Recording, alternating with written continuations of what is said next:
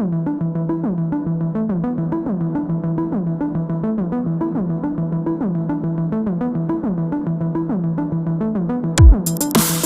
cette séquence vidéo, on va voir à la manipulation des sources radioactives des types alpha, bêta et gamma et des mesures de radioprotection que l'on prend pour protéger à la fois les gens qui manipulent les sources et l'environnement.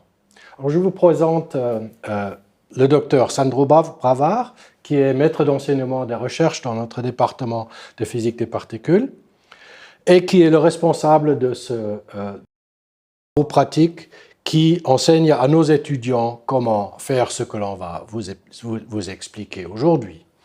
Dr Bravard est aussi membre actif du groupe de recherche des neutrinos et il prépare une expérience sur la physique du muon au Paul Scherrer Institute à Villingen, proche de Zurich. Alors, tu peux nous expliquer en quoi consistent les règles du jeu quand on manipule les sources radioactives? Primo, dans ce laboratoire, on utilise des sources radioactives, qu'en général, ils sont stockées dans un coffre.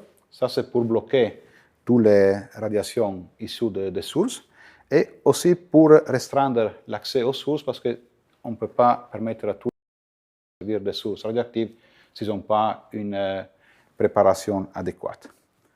Donc, ce qu'on verra, je sortirai certaines sources radioactives, une source bêta et une source gamma. On verra comment ils sont protégés, comment ils sont stockés, et aussi on essaiera de mesurer la radiation issue de ces sources avec le blindage et sans blindage. Très bien. Alors, allons-y.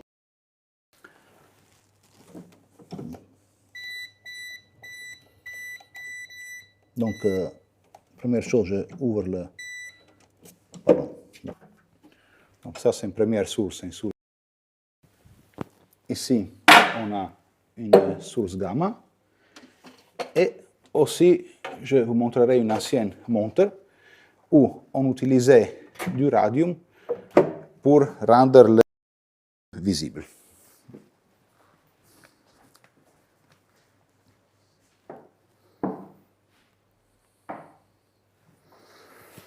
Alors voilà trois sources. Vous voyez là du strontium 90.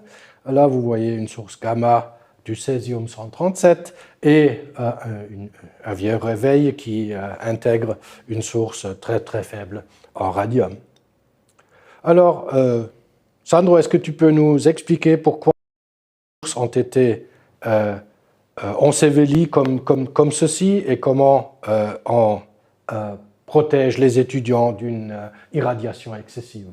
D'accord. Donc, je commence par la première source. Donc, c'est une source bêta qui émet des électrons. Alors, toutes les sources ici sont des sources scellées, c'est-à-dire qu'il y a une petite couche de protection sur la source pour éviter tout contact et donc contamination engendrée par la source. Mais la couche de protection n'est pas suffisante pour bloquer toutes les radiations. Donc, selon le type de radiation, on utilise des matériaux d'épaisseur différente pour bloquer les radiations issues de la source. Dans ce cas-là, on a une source bêta, donc on émet des électrons. Pour arrêter les électrons, on a besoin d'environ 2 cm de plastique, et donc la source elle est contenue dans cet objet en plastique. Donc ici, si vous regardez, vous pouvez voir la partie argentée. Ça, c'est en réalité la partie de la source, donc la partie radioactive qui émet d'électrons. Donc, pour vous montrer que la source il est bien blindée, on peut utiliser un compteur Geiger pour mesurer la radiation issue de la source. Donc, j'allume le compteur. Et comme on voit, il y a un comptage en dessous de la source. Par contre, si je lève la protection, donc de 2 cm de plastique, on place le compteur sur la source et on voit qu'il compte beaucoup, disons plusieurs milliers de coups par seconde. Donc je remets les bouchons et on voit des radiations qui sortent de la source. Donc une deuxième source, une source gamma, Donc, les gamma sont des photons d'une certaine énergie, plutôt élevée par rapport aux photons lumineux.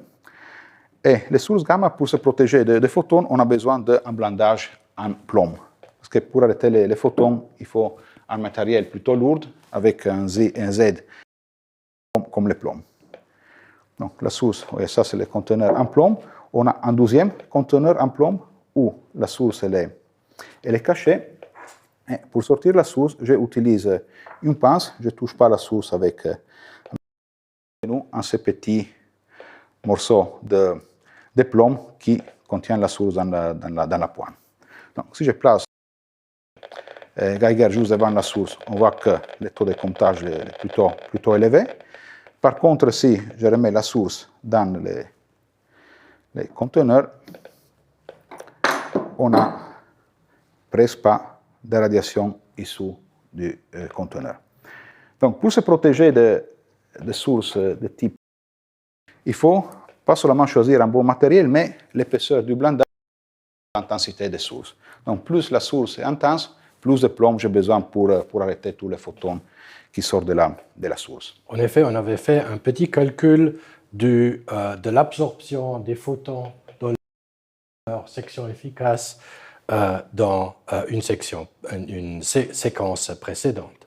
Alors là, on avait aussi, à l'époque, dans les années 50, le monde était beaucoup plus relax en ce qui concernait les sources radioactives. Non? On en mettait même dans les objets de tous les jours. Tu peux nous expliquer à quoi servait la source radioactive dans cette montre? Ça c'est une ancienne montre. Et pour rendre visibles les aigus, on utilisait du radium pour rendre la montre phosphorescente. On utilise des matériaux différents comme le phosphore, mais par le passé, on utilisait le radium, que c'est un élément très, très dangereux. Donc, la raison pour laquelle le radium est tellement dangereux est qu'il se désintègre dans le radon. Radon, à nouveau, c'est un élément radioactif, c'est un gaz qui est partout dans la nature et on peut respirer. Et en respirant le radon, en respirant l'air, on amène aussi une partie du radon dans notre poumon, où le radon se désintègre par émission de particules alpha, qui arrivent directement en contact avec les tissus du notre. Il peut faire beaucoup de dégâts. Et en effet, le radon, c'est un des soucis qu'on a partout dans le monde, dans les habitations aussi. En Suisse, il y a des régions en Suisse, surtout les Alpes et les Jura, ou les rochers, qui produisent beaucoup de radon. En ville, il n'y a pas tellement de radon comme Genève ou Zurich, etc. Passer ses nuits dans un sous-sol. Il faut dans les Alpes, il faut aérer correctement les habitations. Et c'est pour ça qu'on a interdit l'utilisation du radium depuis des années. Et pour vous montrer qu'ici, bien qu'il s'agit d'une quantité minimale de radium qu'on a déposé sur la montre, le Geiger que j'utilisais avant, on peut entendre un certain nombre de coups qui nous indiquent qu'il y a pas mal de désintégration du radium dans cette montre. Et donc, ce n'est pas une bonne idée de dormir avec une montre à côté du lit. Et c'est pour cela que l'on a depuis longtemps cette manière de faire. Merci beaucoup.